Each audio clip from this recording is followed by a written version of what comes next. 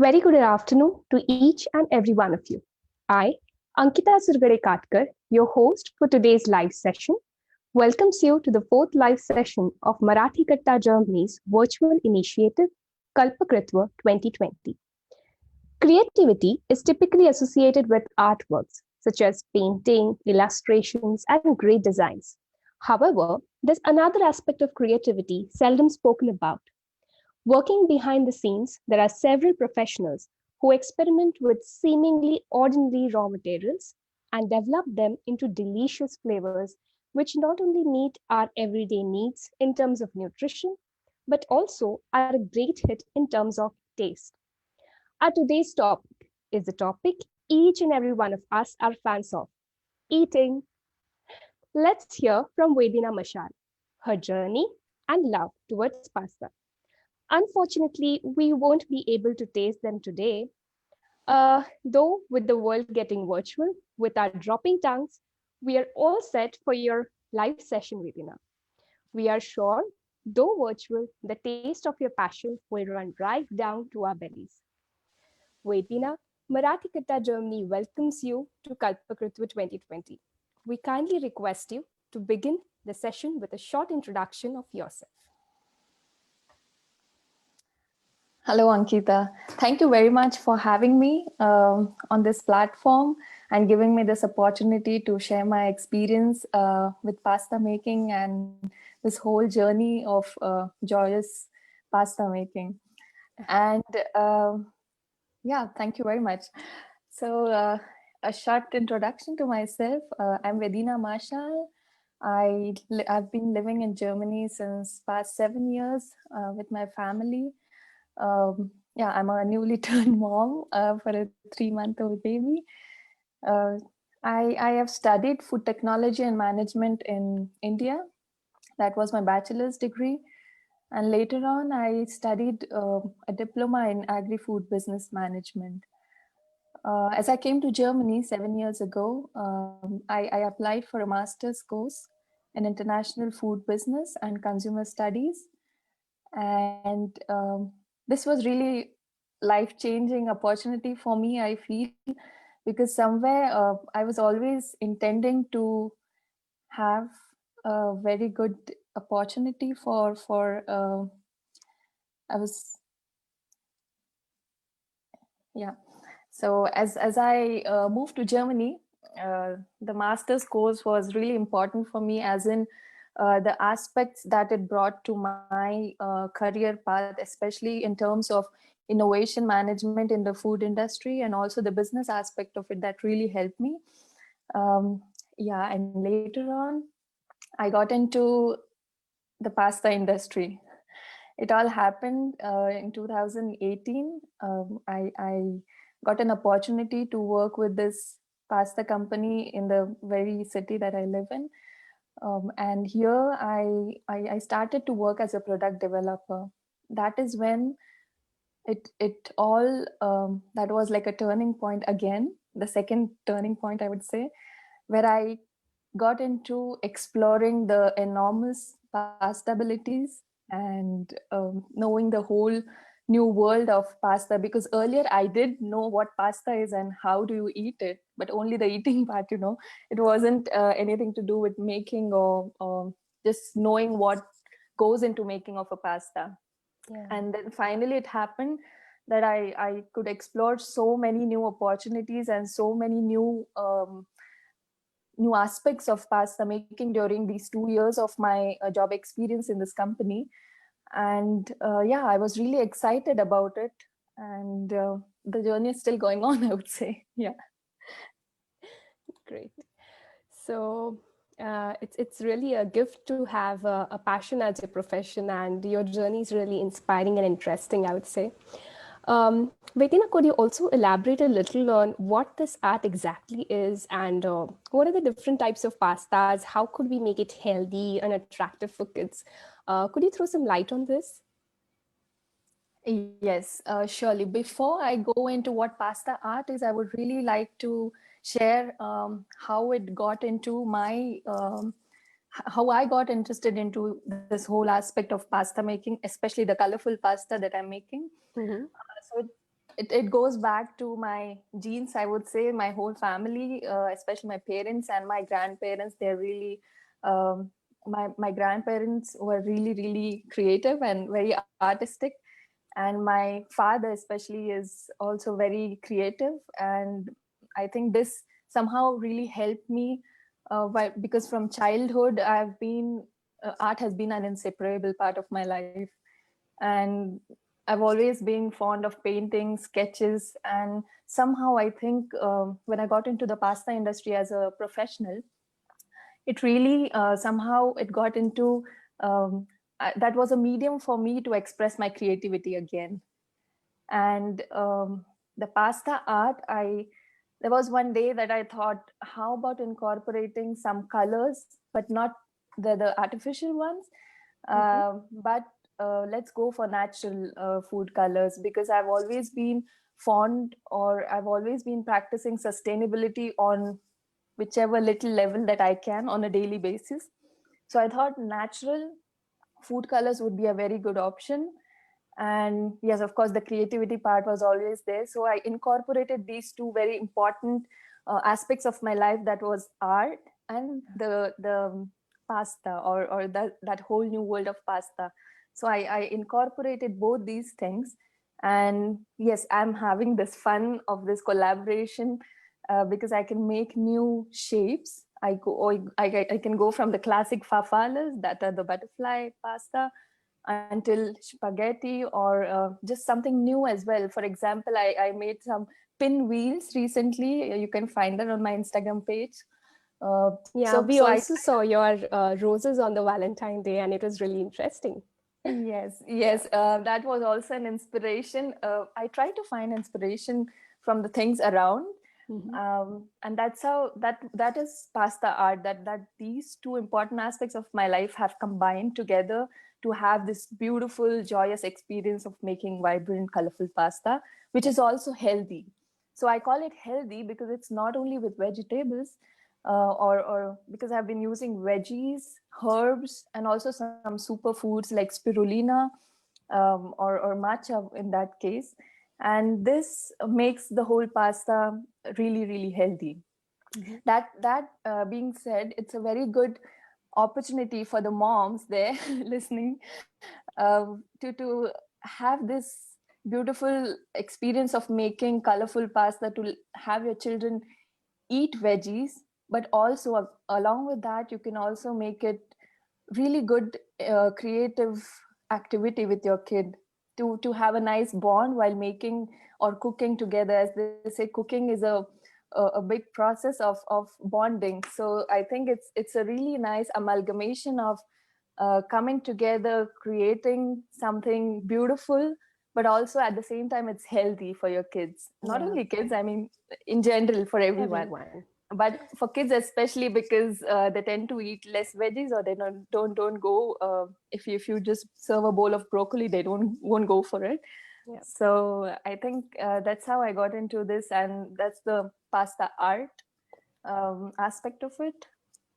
And yeah, the different types of pasta, I would say, there are estimated to be 350 shapes of pasta out there. Oh, okay. And yeah, it's a whole big world of pasta. Like we really know little about it. It's so enormous, it's so beautiful, and it's so uncountable actually.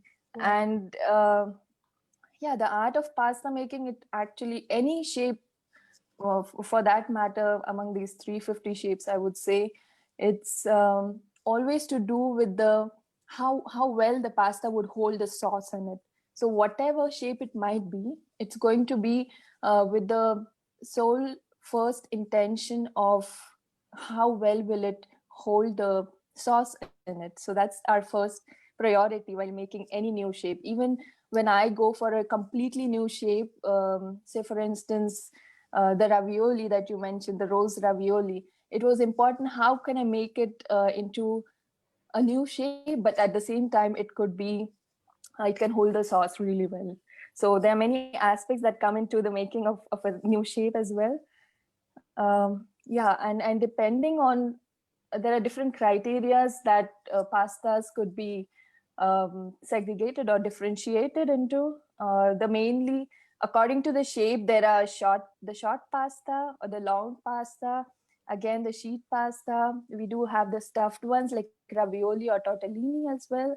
Mhm. And yeah, there are also dumpling pasta. So very broadly, if you want to divide the whole, Classify them. Yeah. yeah, classify them, it would be in these 6 categories basically. Yeah. Vedina, you mentioned that you use some natural colors or vegetables. So could you mention what are those different natural dyes that you use? So how do you make, for example, green color or red color for the rose-shaped pasta? So how do you inculcate that? Yeah. Yeah. So today, of course, we'll be seeing some of those pasta doughs that we'll be making. But yeah, I would. It's basically to do with you can either use fresh veggies that Mm-hmm. go directly into the flour to make the dough, or you can go for powders as well, or the dehydrated forms of those veggies. But of course, the fresh ones are always healthier and nutritious as compared to the powdered ones. So basically, for example, for orange color, I would use peppers that are roasted, orange pepper, orange like a combination of orange and red pepper that is roasted well, and then grinded into a very very fine paste or like a smoothie kind of, and that you would be adding it to the refined flour and eggs. Of course, the whole ingredients come along. For the green, I normally use spinach or parsley, Mm-hmm. but spinach has tends to have kind of a strong flavor as compared to parsley. So Yeah. parsley is much more preferred over spinach, I would say. Mm-hmm. But there are, of course, the whole range of leafy vegetables that can go into, yeah, if you like, when you want a bright green color to your pasta. Yeah. And for the yellow, I usually use turmeric that goes into. Again, here you can use the powder, or you can go for the fresh turmeric roots and just grind it to a smooth paste. For the blue, for example, there's butterfly pea powder. For we have the red color. For that, I use a combination of tomatoes and beetroot. Mm-hmm. That would go into making of a red color for your dough. And for the purple, I use just the beetroots. Again, there's always it's really interesting that the amount of vegetables that you add into your dough would give you different hues of that color, so different shades of that color. So it's really really interesting. It's not just those rainbow colors, but also with again sub categories or more shades of that particular color. So it's a huge opportunity to dive into these colors. I would say it's a lot of creativity that can go into it. It's more of experimenting, I guess. The more you experiment and the more you practice, the more better colors you could get. Your voice is breaking, Ankita. Uh, Sorry. I don't know. Hello, can you hear me?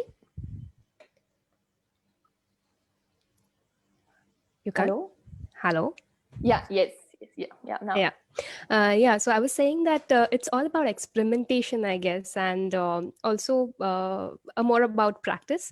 So the more you experiment and the more you practice, the better colors you get.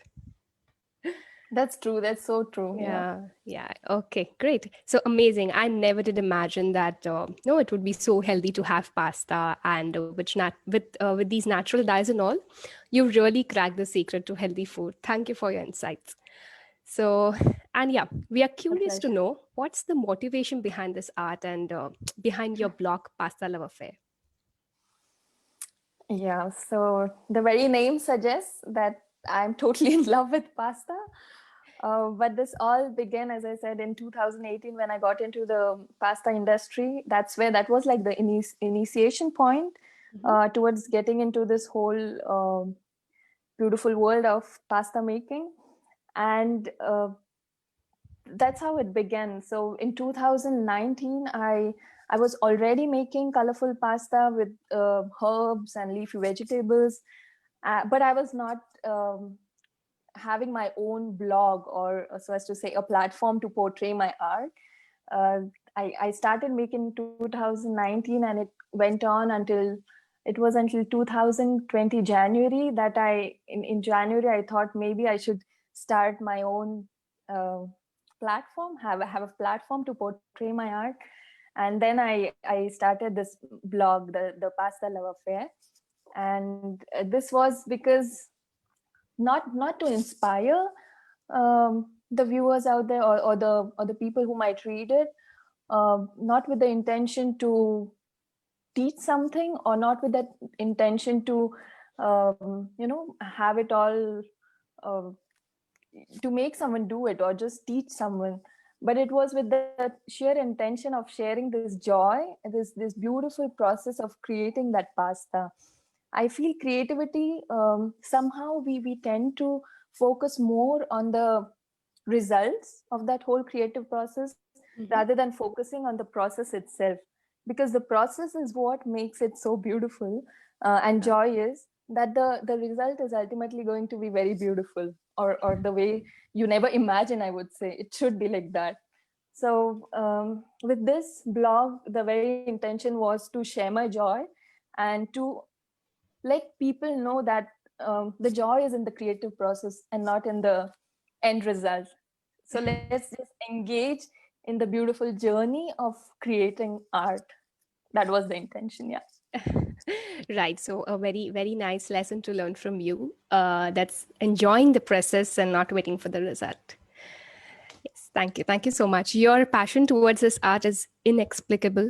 And only if that's feasible, though, no compulsion, but a pastoralicious request. I ought to be a lawyer, I guess. So I know this is the heights of our curiosity and our greediness, but if we would request you to show us the process of making the pasta, and as I said, only if that's feasible. But yeah, also remember, pastoralicious request from all of us.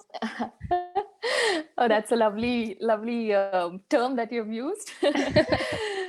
Surely, surely. So the whole process of making any shape, it takes a while. So considering a limited time for the session, what I thought is maybe I can make a good video wherein not only one shape, but I can show the viewers maybe 3 shapes at a time. So that was my idea behind that I would make a video rather than show a live session of just making a single shape. So yeah, I have this video ready. Let's go into the whole process of pasta making. Yeah.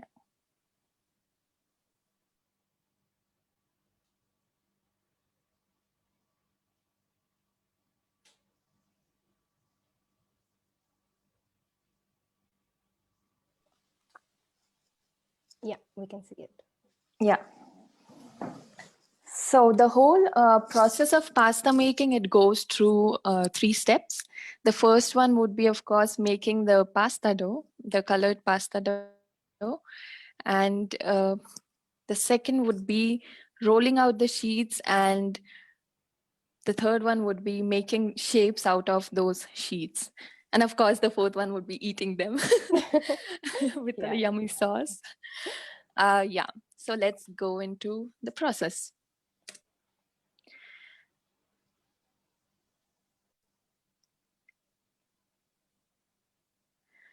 So today I thought of making 4 different types of doughs.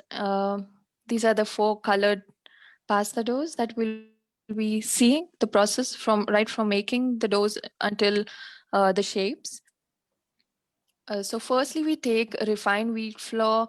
For the red color, we'll be having tomato and beetroot powder along with eggs. So you just blend it well. It's a very, very important step in making of a good pasta dough that stretches well, that has a good smooth texture.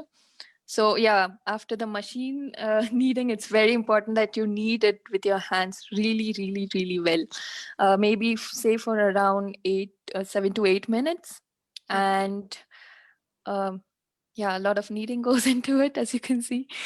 Uh, yeah, for the second one, that would be the bright yellow colored pasta dough. For that, I've used our turmeric, which we normally use in our Indian cuisine. Then goes an egg into it. Just mix it well.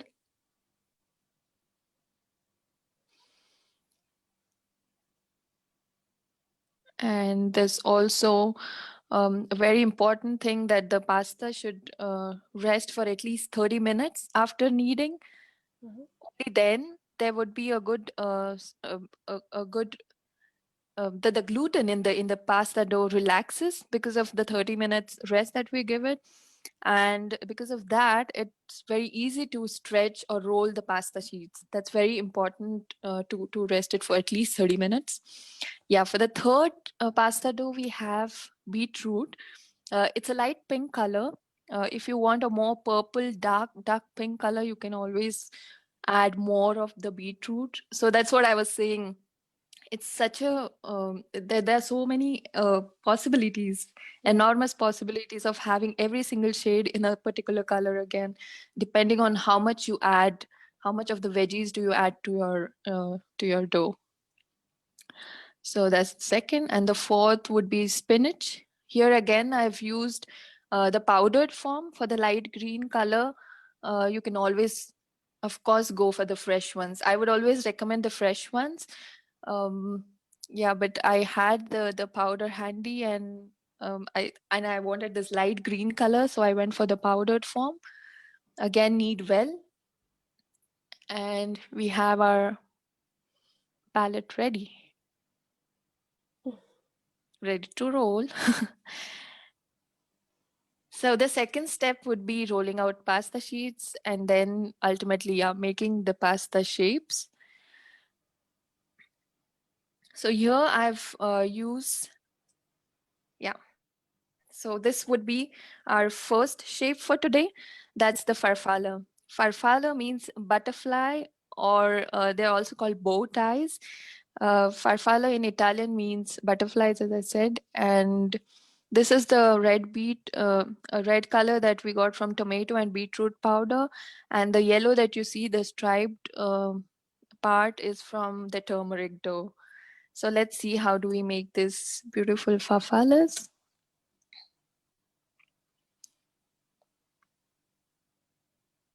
So firstly, you just take a little bit from the dough that you've prepared, and roll it first before you put it into the machine for the sheets, because it's important to have a certain thickness of this sheet before it goes into the machine, so that it rolls out really well, and also some air bubbles that could have formed they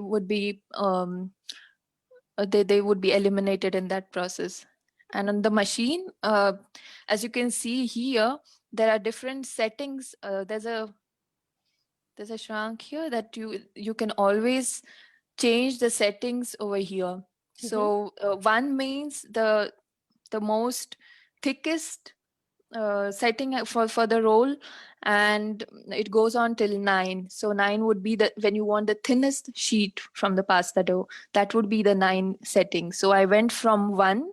You start with 1, and then you go on until say 6 or 7, not more than that, because then it would be really, really thin, and it would be used only for certain kind of pastas. Okay. So here we roll the sheets in 3 different settings. That is the 1, 4, 5, and then we have these sheets ready. So we want evenly cut sheets firstly. For the stripes, we also have another setting on the machine. That's the spaghetti or the angel hair pasta setting on the machine that you can see here. Okay. And yes, to stick that particular those stripes on the background, on the red background, we apply a little bit of water, not very much, because it tends to make the whole sheet really wet, and you cannot pass the sheet properly from the machine again. So it's important that you don't apply a lot of water here, just a little bit, just so that it sticks well.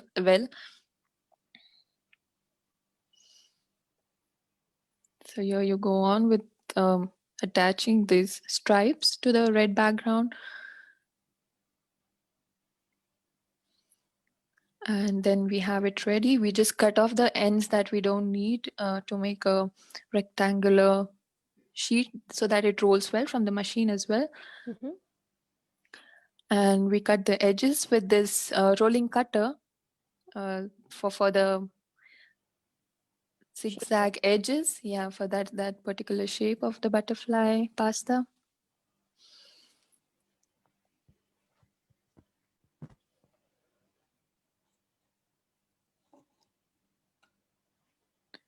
So we just use a knife to cut them into equal um, rectangles here, and later we just pinch them. This is a very important step again, that you don't stick it with water or any other medium, but it just sticks on its own. So for that, it's important that the pasta dough shouldn't dry out. That's really important. Mm-hmm. And you just pinch them in between, like in the center of the rectangle, and yeah, it's pretty much done here. Wonderful. Yeah, and next, so they look like this. You can keep them to dry, just air dry them, and use it maybe in 30 minutes or so. So that 30 minutes, because they tend to hold that shape really well even in boiling water. So it's important that it's good to keep them for resting about 30 minutes. Mm-hmm. Yeah, so the next one would be these polka dotted fafala, or the bow ties. Really cute ones. Yeah, I really love these as well. Really, the polka dotted fafala, for these we'll be using spinach and beetroot doughs that we made earlier. And here we go again, rolling the dough a little bit so that it passes well from the machine.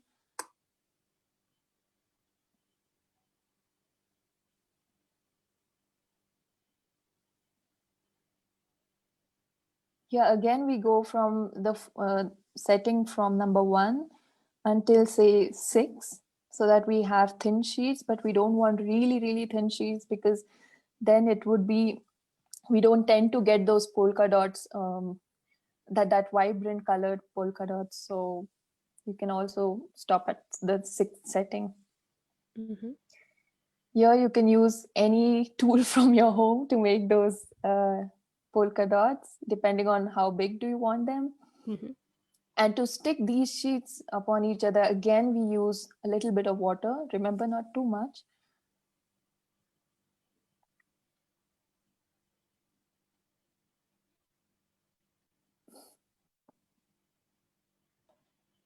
So you just stick, because here we want the pink, on the green background, we want those pasta, those polka dots.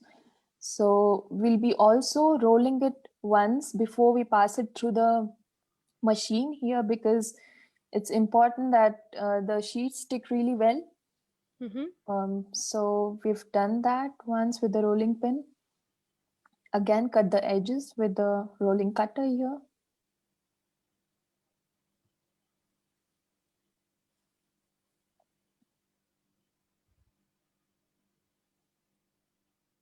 So here, as you can see, we've made both the versions. So that was, if when you want the polka dots to be green, you make the holes on the pink sheet. Yeah. Yeah, so it's the other way around for the green. If you want the pink polka dots, then, and then cut them into equal. These are a little smaller than what we made earlier. The red ones were bigger ones. Those are called the farfalloni because they are bigger ones. And Mm-hmm. these would be the farfallas, because this is like the ideal classic size of farfallas. Okay. And you just pinch them, and yeah, they're pretty much ready. Yeah. Lovely. And here you go with the, yeah, just to show the process of pinching. And Yeah.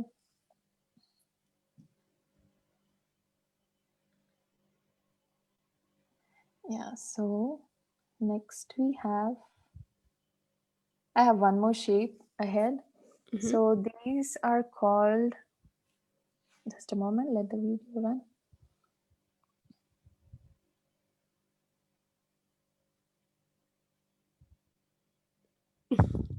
Yeah, so here Perfect. we have the cavatelli. That's Mhm. the next uh, cute little elongated shape pasta that we have. This one is a stop motion and an entertaining stop motion. That's not a detailed tutorial, I would say, but yeah, it's a tutorial in disguise. So if you don't have any tools at home or the machine, or you just want to make pasta but you don't have the equipment ready, you can always go for this particular shape. That's the cavatelli. Mhm. And so here we go with this entertaining last shape.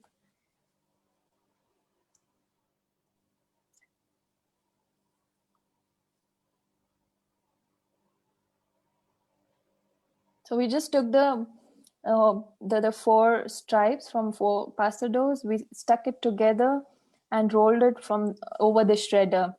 We Mhm. rolled them over the shredder because we want the surface of this pasta to be a little corroded, Mhm. to be uneven, so that it holds the sauce really well. Okay. And because when it's plain, it tends to be like the smooth surface won't hold any sauce, so we tend to make it a bit corroded.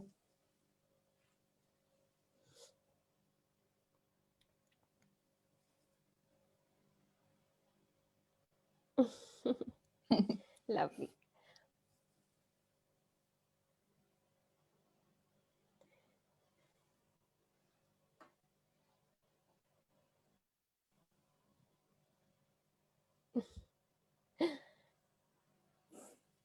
Very beautiful, seriously. Yeah, so this is our pasta mandala. That's how I call it.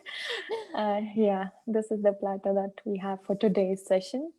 And for more further pasta abilities, of course, you can always visit my Instagram page or my Facebook page and my blog, The Pasta Love Affair. Yeah, thank you very much. Sure, sure. Yeah, could you then stop sharing? Yeah. Yeah.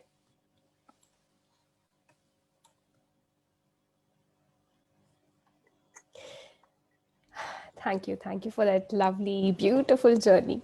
My pleasure. And yeah, we will surely go and see your page, like your page, because we also want to learn some different shapes of pastas, which are more difficult than these.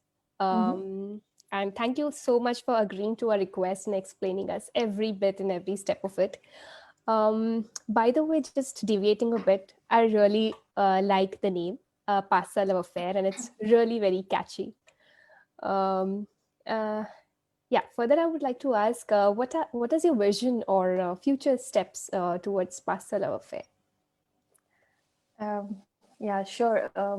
For the next for the coming months, I'm planning to have my own YouTube channel for the Pasta Love Affair. That would be the next step in this whole beautiful journey, and also some workshops. I'll be teaching these. I'll be conducting sessions for making these pastas, and also next would be to post recipes as well, like the fourth step that we talked about, to post recipes along with the making process of these colored pastas. Yeah, those are the next steps in this journey. Yeah. Yeah, very much making the sauce. Yeah, exactly. Yeah, perfect. Nice, lovely to hear that. And great. So I think let's dive into our questions Sure. from our viewers, if any. Sure. Yes. So I still don't have a lot of questions, but I have a question from my side. Mhm. So the first question would be while making pasta, I saw that you add egg to the dough. So, for vegetarians, is there any other option for making the dough? Instead of egg, could we use anything Mm-hmm. else? Yes, definitely. You can always emit the egg from the pasta making process, and you can add water to it instead. So there's always an option to make it a vegan version of this pasta. So you Okay, just add the certain amount of water, and that should be fine. Yeah. okay, But this is like the classic recipe with the egg. That is the classic recipe for pasta making. But mhm, yeah, it also works well with water. okay. And so there's a question from Shivani Mehta, and she's Yeah. asking, what is the shelf life of this fresh pastas? So typically, when you make the pasta, it stays well for around 4 to 5 days.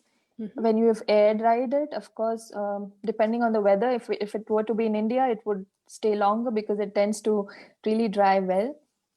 But here in Germany, I don't keep it for more than 4 to 5 days. So it's yeah. So yeah, 4 to 5 days. Or there's also another option that you can keep it, uh, like freeze it, add a little bit of dough, a little bit of refined flour over the pasta shapes, and put it into a Ziploc bag, put it Hmm. into the freezer. They last really well for at least 4 weeks. Yeah. Okay. Yeah. And uh, no offense, but I think that India has a very similar pasta, the one which we eat. So it's like wheat chapatis that are instead of Yeah. instead of baking, they are just cut and boiled in dal. So Mm-hmm. we also call it as varan fora. Is that Yeah. similar art? Um, I would say it's, of course, the recipes are totally different, Yeah, obviously. and the sauces that go into making these two different kind of dishes is totally different. Yeah, Yeah, as you said, they're not same, but they're similar. they are So similar. that's the difference. Yeah. And of course, you always, for the pasta, you always have this possibility of using different ingredients. Say, for example, it need not be refined flour.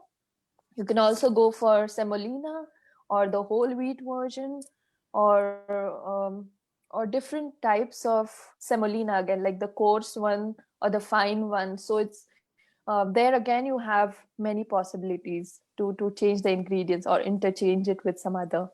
Hmm. Yeah. Okay. Fine.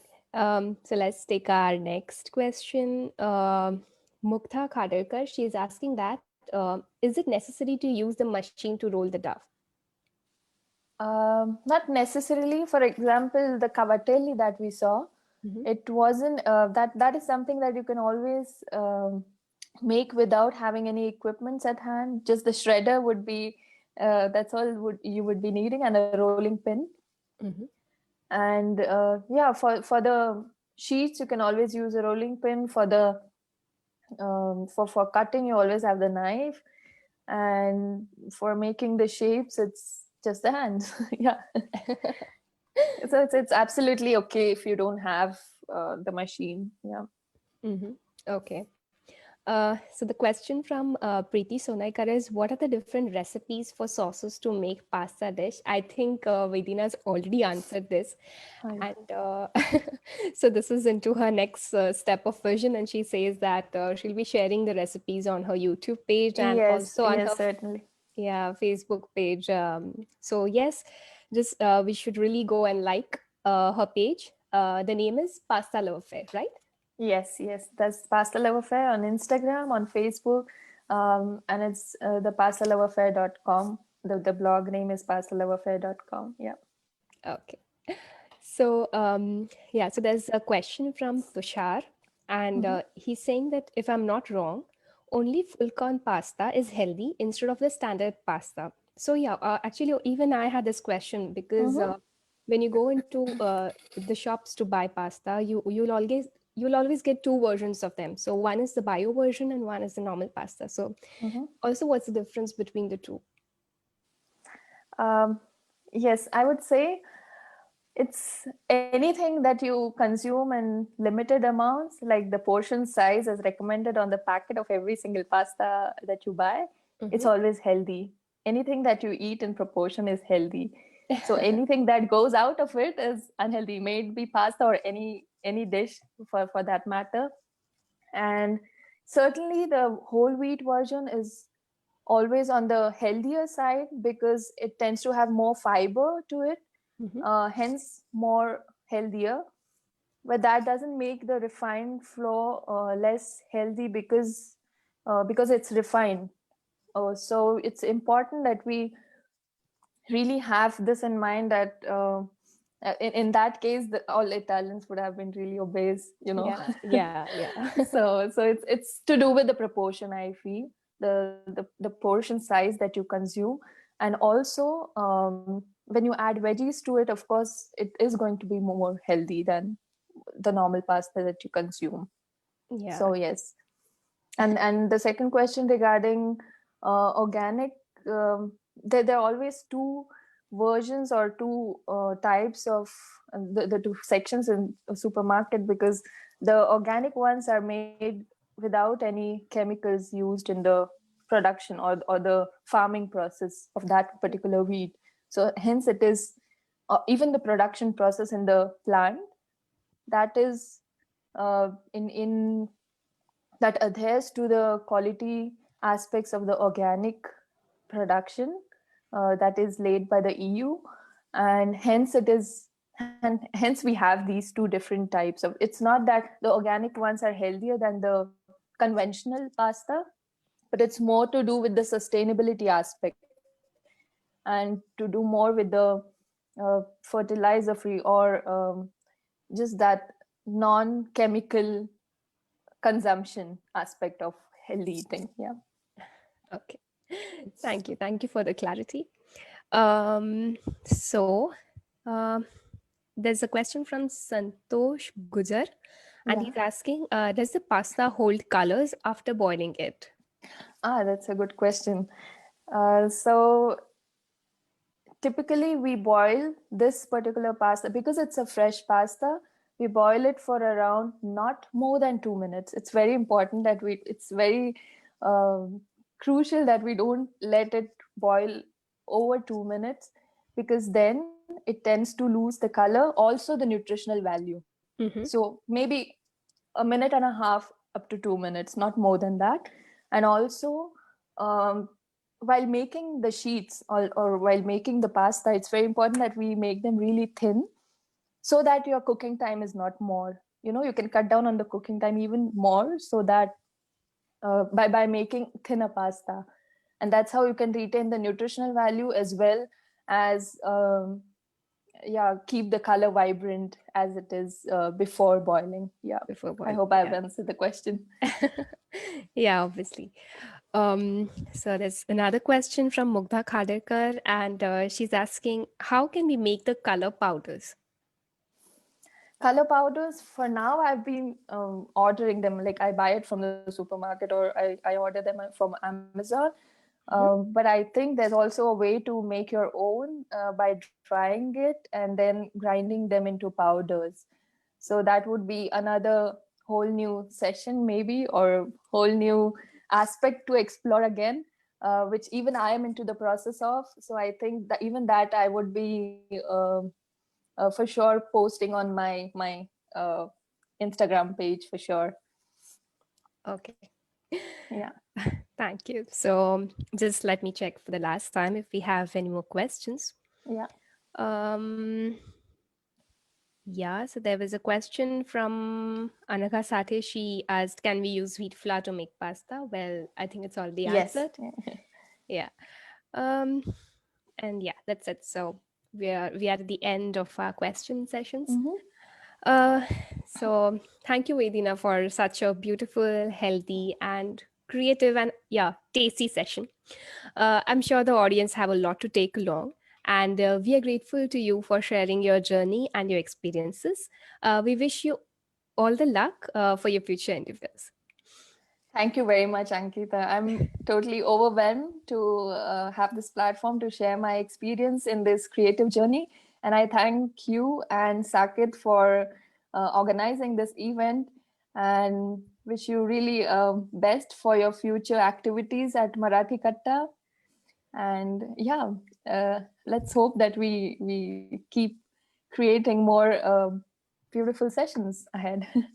Yes, thank you so much. It was a very pleasure to have you, and thank you again for coming. And yes, before we end our session, thank you to one and all for joining us today. Though we don't meet each other for the entire coming month, we return with a fulfilled, fun, lightning, crackerful Diwali. And we have contests like making forts, like we make in India, uh, competitions on making lamps, rangoli making, and much more. So stay tuned. And don't forget to like our Facebook page, follow us on our website, other social sites like YouTube and Instagram for further interesting updates and live sessions. Uh, I'm really going to miss these Sunday sessions and miss meeting you all. Hopefully, you all will miss me too. So, get ready for the Diwali competitions and 2 days of virtual Diwali celebration, secret and exciting sessions. Till then, stay safe, stay healthy, and keep smiling. Meet you all in November. Tata.